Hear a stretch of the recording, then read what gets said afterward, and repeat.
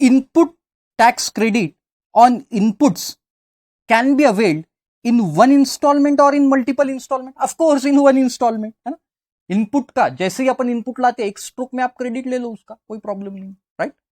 एक बार ABC limited purchase one plant and machinery of ₹30 lakh, 30 lakh की प्लांट एंड मशीनरी परचेज की, and paid GST of ₹6 lakh and has taken the ITC, है ना। मतलब उसने क्या किया, 30 लाख का प्लांट एंड मशीनरी लाया और उसके ऊपर जीएसटी पे किया गाइस 6 लाख का, राइट।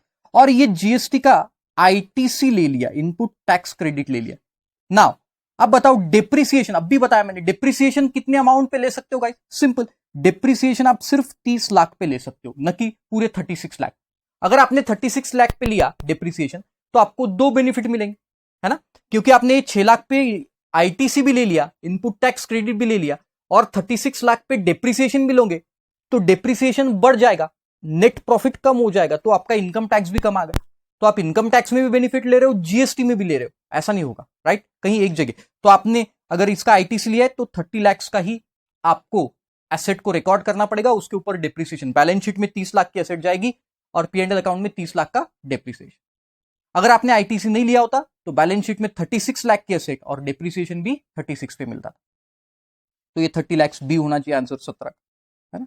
देखो देन वेयर द गुड्स और सर्विसेज बोथ आर, कर दो वहां पे, और both are used by the registered person partly for the business and partly for non business purpose, the amount of credit shall be allowed out. मतलब आपने कोई asset लाई और वो एसेट आपने क्या किया गाइस, बिजनेस पर्पज के लिए भी यूज की और नॉन बिजनेस पर्पज मतलब पर्सनल पर्पज के, जैसे कार लाई, कार मैंने बिजनेस पर्पज के लिए भी यूज की और मैंने नॉन बिजनेस मतलब गर्लफ्रेंड को घुमाने के लिए भी यूज किया, तो फिर मुझे क्रेडिट कितना मिलेगा, जितना मैंने बिजनेस पर्पज के लिए यूज किया। वो निकालने के लिए रूल्स है ना। तो देखो, the input tax credit attributable for taxable supplies for a business purpose, है ना, बिजनेस पर्पज के लिए जो होंगे उसके ऊपर का क्रेडिट आपको मिलेगा, नॉन बिजनेस का नहीं मिलेगा या बाकी भी कोई नहीं मिलेगा। तो देखो ये आंसर होना चाहिए, राइट। बाकी भी पढ़ लो आप, समझ में आ जाएगा आप, है ना। Then next, where the goods और सर्विसेज और both are used by a registered person partly for taxable supplies, यहां taxable supply, and partly for exam, मतलब आपने कोई गुड्स लाए या सर्विसेज लाए और उसको एग्जाम्ड के लिए भी यूज किया और टैक्सेबल के लिए भी यूज किया।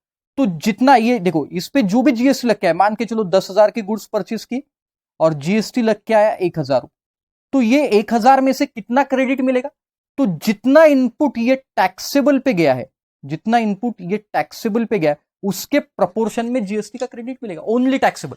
एग्जाम्प्ट वाला देखो, हमेशा याद रखना, input tax credit is chapter based upon a double taxation, जहां जहां डबल टैक्सेशन वहां वहां क्रेडिट मिलेगा। मतलब क्या, देखो कि यहां आपने ये गुड्स लाए और आपने जीएसटी ऑलरेडी गवर्नमेंट को पे कर दिया 1,000 रुपए का, तो आप ये जब बेच रहे हो टैक्सेबल गुड्स तो लोगों से और जीएसटी वसूल कर रहे हो, राइट। तो फिर यहां का क्रेडिट आपको मिल सकता है, अगर आप वसूल करोगे जीएसटी तो इसका इसके साथ क्रेडिट ले सकते हो। बट एग्जाम्प्ट सप्लाईज में तो आप किसी से जीएसटी ले ही नहीं रहे हो ना, you are not taking GST, तो फिर ये जीएसटी आप गवर्नमेंट का यूज नहीं कर सकते हो बिंग आईटीसी। तो जितना जीएसटी आपका टैक्सेबल पे गया, जितना जीएसटी आपका टैक्सेबल पे गया वही आप यूज कर सकते। दिस इज वेरी बेसिक, है ना, बेसिक आप पढ़े होंगे आईटीसी, मैंने बहुत डिटेल में पढ़ाया आपको, तो वहां ये सब कॉन्सेप्ट्स बहुत ही गहरी तरीके से पढ़ाया है, ओके। फिर भी अभी बता दिया, देखो, input tax credit attributable for taxable supplies only, जो टैक्सेबल पे गया उसी के ऊपर। अगर आपको एग्जांपल चाहिए और देखो ये आंसर तो मैं दे देता हूं। देखो ये आपका बिजनेस है, मान के चलो आपने 1,000 रुपीज का जीएसटी का आईटीसी ले लिया, जैसे ये एग्जांपल 10,000 के गुड्स परचेज किए, इसके 1,000। अब ये टैक्सेबल गुड्स अगर आप आगे बेच रहे हो तो सामने वाले से, ये कस्टमर से आप जीएसटी कलेक्ट कर रहे हो, कस्टमर से आप क्या कर रहे हो, जीएसटी कलेक्ट, तो ये जीएसटी जो कलेक्ट करोगे उसके साथ आप इसका सेट ऑफ ले पाओगे। बट अगर आप सिर्फ एग्जेम्प्ट गुड्स बेच रहे हो, मान के चलो ओनली एग्जेम्प्ट, तो फिर आप ये जीएसटी आएगा ही नहीं।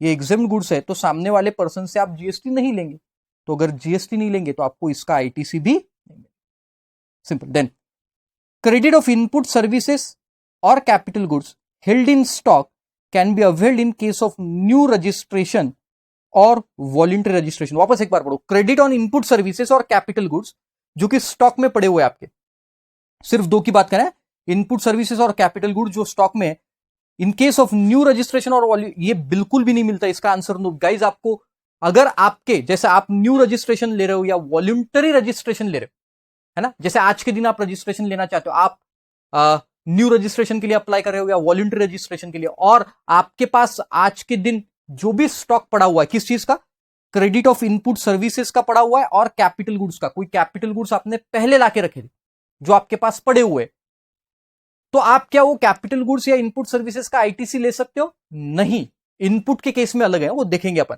पहले तो आप इनपुट सर्विस और कैपिटल गुड्स को हाईलाइट कर दो, इंपॉर्टेंट मार्क कर दो। Held in stock can be availed in case of new और वॉल्यूंटरी रजिस्ट्रेशन, बिल्कुल भी यूटिलाइज नहीं कर सकते कैपिटल गुड्स और इनपुट सर्विस।